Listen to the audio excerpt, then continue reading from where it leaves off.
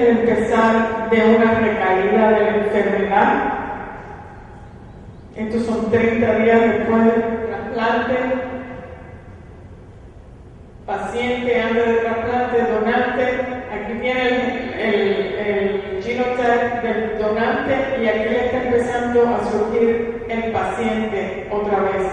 30 días después del trasplante.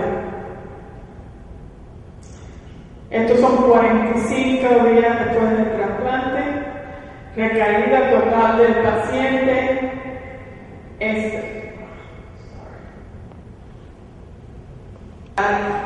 Las células por tipo de célula.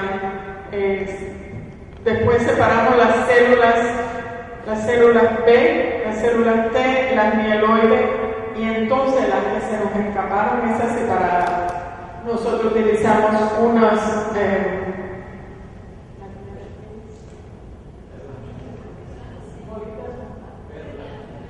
perlas magnéticas que están atadas a ciertos anticuerpos. Se usa el CD19 para las células B.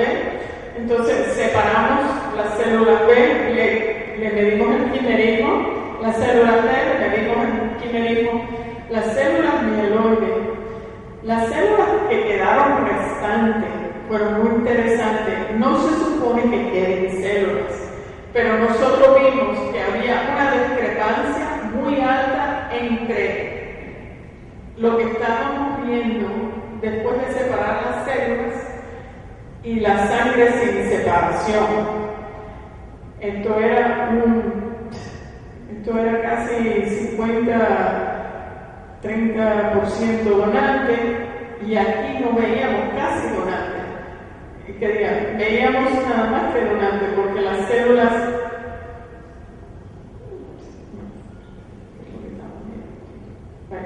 estamos viendo todo por el principio. Aquí teníamos algo del paciente. Estamos viendo algo del paciente.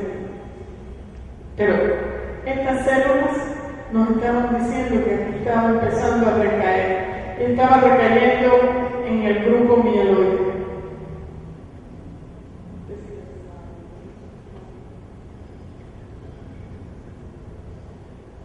Estos son dos gemelos que son HLA idénticos, pero no son gemelos idénticos porque el genotype del donante no es idéntico del recipiente, y esta es la madre. ¿El qué? El genotipo. Ok. Y si tienen alguna duda, por favor llamen al laboratorio. Y este comentario me dijeron que lo tenía que poner y que ustedes lo iban a entender. Muchas gracias. Y me perdonan mi español.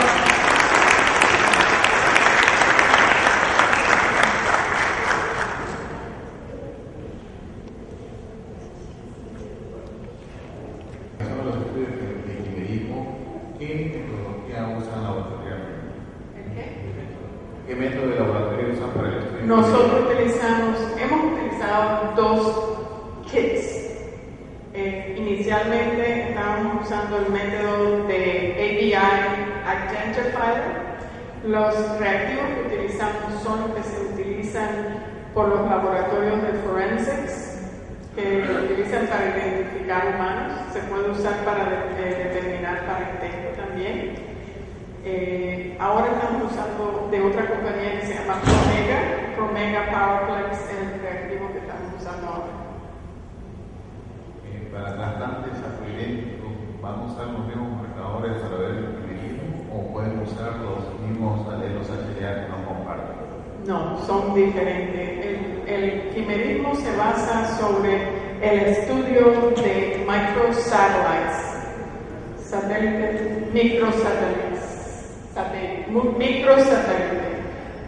que son regiones en el DNA donde se encuentran copias de la misma secuencia. Puede ser de 4 bases, 5 bases, hasta de 8 bases.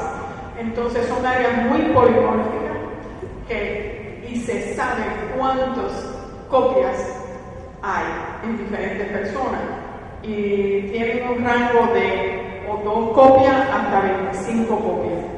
Y entonces, el polymorphic, que sean tan polimórficos, crea la situación que hay poco chance que una persona sea homocigota en ese locus, en ese marcador. Va sumando más marcadores. Cuando analizas cierto número de marcadores, tienes un chance de 99.99999 de que las personas sean idénticas. Quiere decir que 1 en 14 millones o algo así. Esos son los cálculos que pueden ser la misma persona. Eso es lo que utilizan para forensics. En el campo de nosotros, lo único que nosotros estamos determinando es la identidad de las células que están circulando. Así que nosotros podemos utilizar el DNA del paciente antes del trasplante y del donante. Cuando se hace el trasplante de médula, uno no espera ver el genotype, el genotipo del paciente circulando, porque le están haciendo cambio completo de su sistema hematopoético. Por eso es que cuando uno ve recaída, uno lo que ve es que vuelva el genotipo del paciente. Disculpe la última pregunta. ¿Usa sangre periférica o médula ósea para realizar esto? Cualquiera de las dos. Se pueden usar. Nosotros hemos hecho quimerismo. Silvia tuvo un paciente que le vino de Minnesota o algo, y entonces nosotros no teníamos, querían que le hiciéramos el quimerismo. Yo le pedí DNA del donante, porque no lo tenía, y le tomamos muestra buccal swab al paciente. Hisopado bucal. Ese mismo. Entonces, como no vas a cambiarle la célula, el genotipo del paciente, solamente estás cambiando el genotipo del sistema hematopoético, right? So usamos el genotype, el genotipo de la célula buccal y lo que nos mandaron de donante para poder seguir el paciente. Lo hemos hecho también en sólido, en órganos sólidos, porque lo usamos para seguir, porque hay la enfermedad de injerto contra Western, se encuentra en trasplante de hígado y en trasplante de intestino. Y nosotros, en pacientes que tienen problemas y no tenemos ADN del donante original del órgano, podemos buscar la muestra de parafina de cualquier biopsia del órgano trasplantado, teniendo sangre periférica del paciente o buccal swab, vemos el genotipo del paciente y le restamos a lo que estamos viendo del genotipo del órgano, le restamos al paciente y ese es el genotipo del donante. So, lo podemos hacer en sangre, lo podemos hacer en buccal swabs, lo podemos hacer en tejidos, en parafina, muchas muestras. Simplemente para que sepas, muchas veces nosotros como de la parte del trasplante, para hacer el quimerismo mandamos a veces muestras de periféricas y de médula al mismo tiempo, sobre todo si los médicos están pensando que de repente el paciente puede estar haciendo una recaída por la parte, ¿qué se dice? Sí, si el paciente pensamos que está haciendo una recaída para chequear los dos, porque a veces se ve antes en la médula que en la parte periférica la recaída. Entonces, si los médicos están sospechando algo, porque el paciente no le está yendo muy bien o hay algún problema, entonces si tienen que hacer un examen de médula, ya mandamos las dos para chequear en ambas al mismo tiempo. Una pregunta. Pide que la peor condición de mismatch es el A y B. Correcto. Significa que podríamos hacer el mismatch B El de Q no tiene, básicamente he encontrado que el de Q no tiene efecto. Así que, o un efecto mínimo en survival. B y C tienen menos efecto que el A y el D. Es un CIBMTR, que lo pueden buscar, yo les puedo dar la referencia si lo quieren mirar. Pero son los estudios que se basan en todo este trabajo de compatibilidad.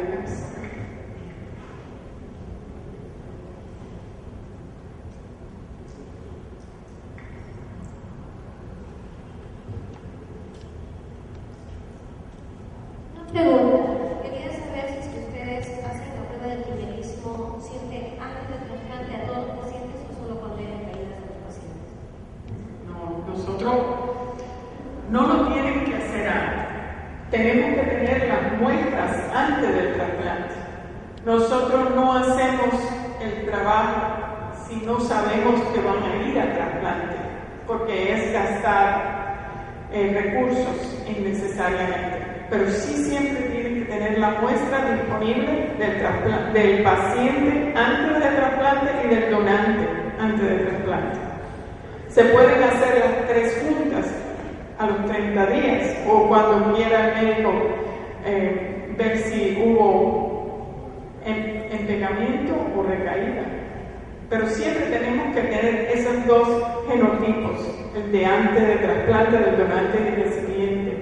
También ellos nos mandan a hacer la muestra del quimerismo. Si ven que empiezan a caer el conteo de plaquetas o de glóbulos de neutrófilos o algo, ellos mandan la prueba de quimerismo porque ellos están sospechando recaída. Y cuando no se tiene la prueba, la muestra antes del trasplante y hay una recaída, ¿cuál es importante ese quimerismo? ¿Tiene algún valor o se incluye en algo? Si no tenemos muestra de antes del trasplante, podemos hacer lo que hacemos con los órganos sólidos.